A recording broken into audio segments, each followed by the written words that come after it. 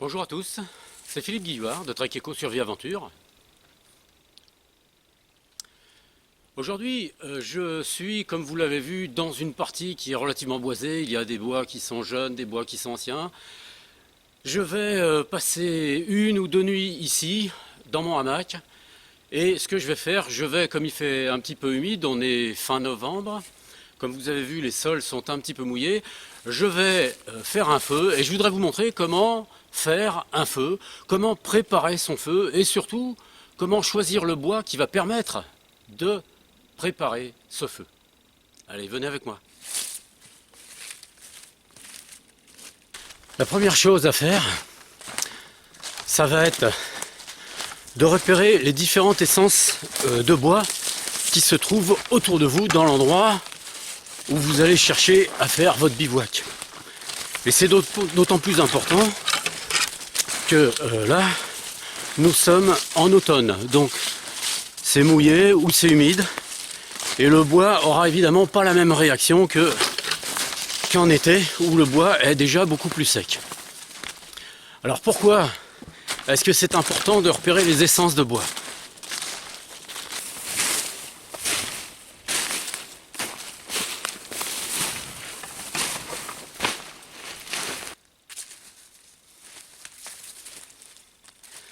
Les bois, en fonction de leur nature, n'ont pas les mêmes caractéristiques. Il y a des bois qui sont tendres et des bois qui sont très durs. Les bois qui sont tendres ont tendance à absorber l'humidité et l'eau de manière importante. Les bois qui sont durs, par contre, ont tendance à absorber un peu moins rapidement l'eau et l'humidité. Par contre, parmi ces deux familles, parmi ces deux natures de bois, certains vont sécher plus vite que d'autres. Cela va dépendre de la nature du bois. Donc on va classer les arbres, les essences d'arbres, en trois catégories différentes. Donc ceux qui sont tendres, ceux qui sont durs, et une troisième qui correspond aux pins, parce que les pins ont une particularité, ils sont remplis de résine, et la résine, comme vous l'avez vu dans la vidéo que je vous ai fait sur les produits de la nature, la résine a la particularité de favoriser l'inflammation, de favoriser le feu. Donc on classe en trois catégories les différents bois qu'on va trouver. Alors attention, il faut bien distinguer la différence entre les bois sur pied, comme tous ceux qu'on voit ici, et les bois morts. Le bois qui nous intéresse pour préparer un feu, c'est essentiellement le bois mort. Alors voyez ici, dans ce petit bois, on trouve en grande quantité les châtaigniers, vous les voyez ici, là, derrière, là-bas. Vous avez des chênes aussi, là vous avez un chêne, il y a un autre chêne là-bas. Tout à l'heure, vous avez vu, j'ai fait descendre le drone en face d'un chêne qui était superbe. Et là-bas, nous avons des pins. Donc on a déjà au moins 3 essences d'arbres qu'on peut utiliser. Néanmoins, toutes les essences d'arbres ne sont pas forcément intéressantes pour faire du feu. La première dont je vais parler, qu'il faut mettre de côté assurément lorsqu'on fait un feu en forêt ou à la campagne, c'est le bois de châtaignier, pour une raison qui est très simple. C'est que le bois de châtaignier a tendance à éclater quand il brûle, ce qui fait qu'il aura tendance à se répandre. Il est évident que par sécurité, il faudra éviter assurément cette essence d'arbre. Voyons les autres. Ici, un chêne. Le chêne est un bois dur. Il concentre environ 35% d'eau et lorsqu'il est bien sec, cette concentration descend à 20%. Ce sont des arbres qui peuvent être assez grands et qui, à l'automne jusqu'au début de l'hiver, gardent en grande partie leurs feuilles séchées. L'écorce est souvent argentée et très écaillée. Le chêne est un bon bois pour tenir le feu. Les pins en général, que ce soit les pins, les sapins, les épicéas, les pins sylvestres, sont des bois moyennement durs. Ils concentrent plus d'eau que le chêne, mais sèchent relativement vite. Ici, vous avez l'écorce bien croûteuse d'un pin. On utilise surtout le bois de pin pour allumer le feu, surtout les branches au départ du tronc car elles concentrent une quantité très importante de résine.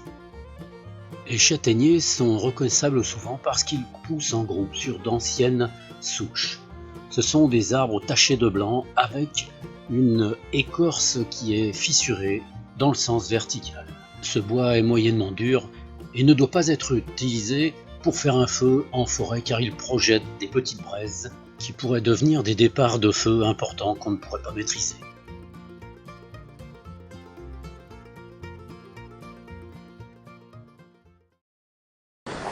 Voilà ce qu'on va faire pour les pins, c'est qu'on va chercher des arbres qui ont été abattus par la tempête, qui se sont écroulés, et on va essayer de récupérer les branches qui partent du tronc.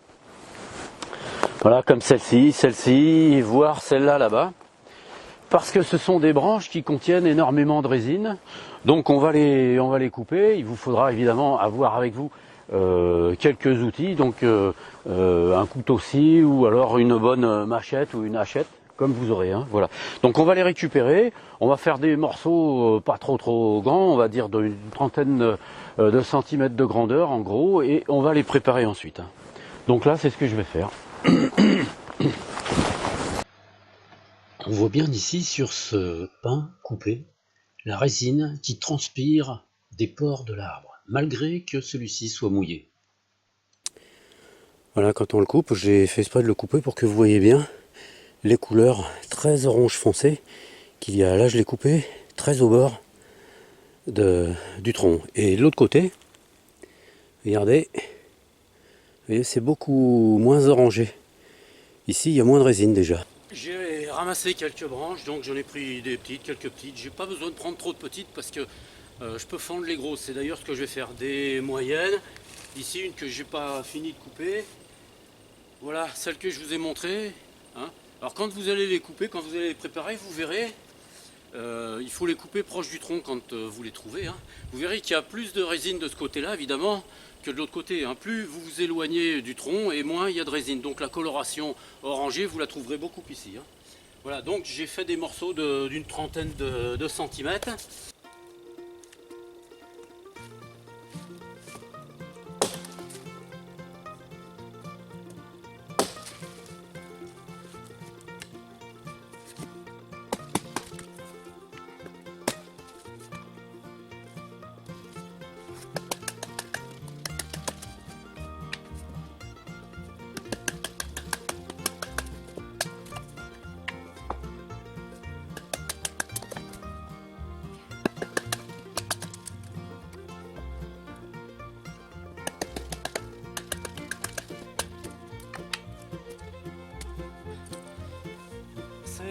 C'est important de fendre le bois en deux parce que l'intérieur est plus sec que la partie extérieure.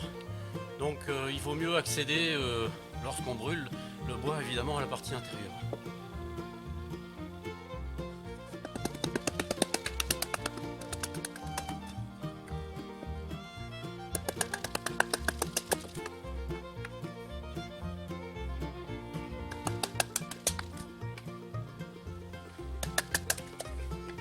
Bon, ça, je les garde pour le dessus.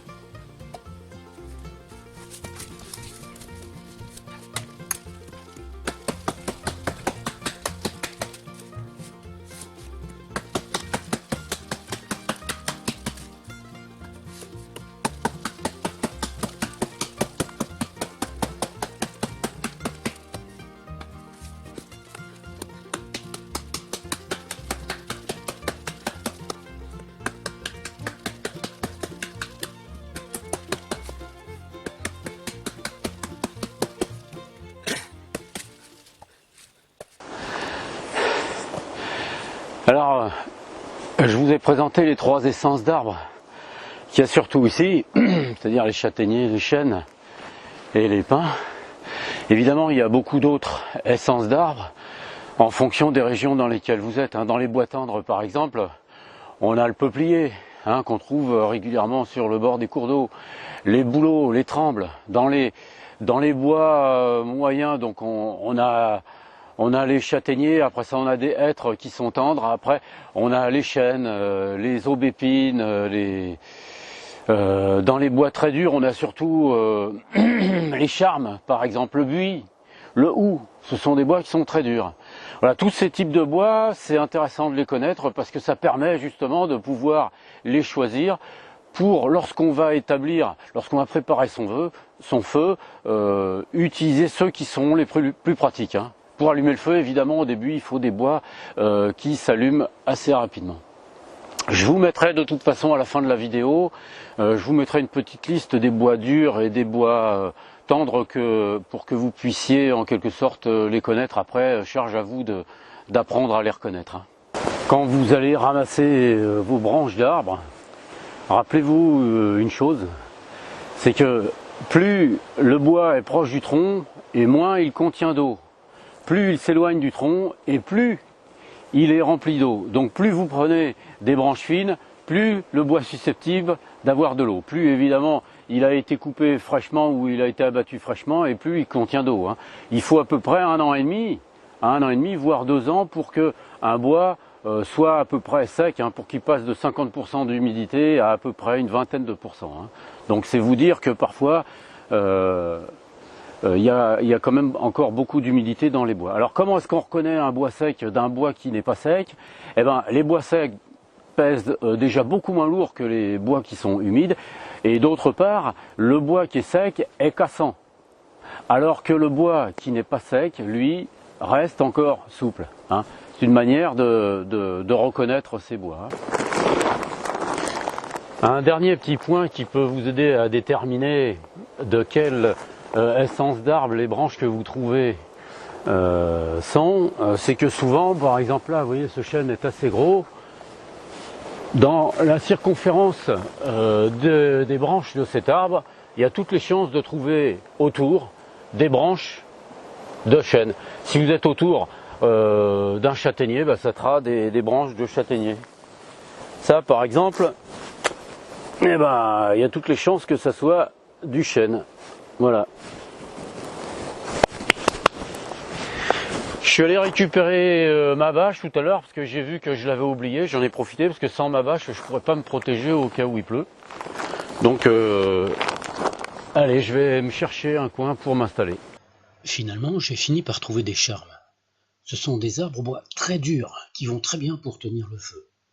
On reconnaît facilement ces arbres parce qu'ils poussent à l'ombre des plus grands, ils ne sont pas très grands eux-mêmes, et forment des troncs sur lesquels on voit des nervures qui font penser un petit peu à des muscles. Il y a des taches blanches aussi. Surtout, ce qu'il faut remarquer, c'est comment sont faites leurs branches. Elles ne sont pas très épaisses, et vous voyez, elles ne vont jamais en ligne droite. Regardez au bout, là, il y en a un autre aussi. Le bout des branches de charme qui tombent au sol forme de très bons allumes-feu. On reconnaît les charmes aussi au fait qu'ils gardent leurs feuilles jusqu'au début de l'hiver. Un autre point important aussi qui vous aidera à connaître les essences d'arbres qui sont autour de vous, c'est de regarder les feuilles. Ici, des chênes, des châtaigniers, des pins et des charmes.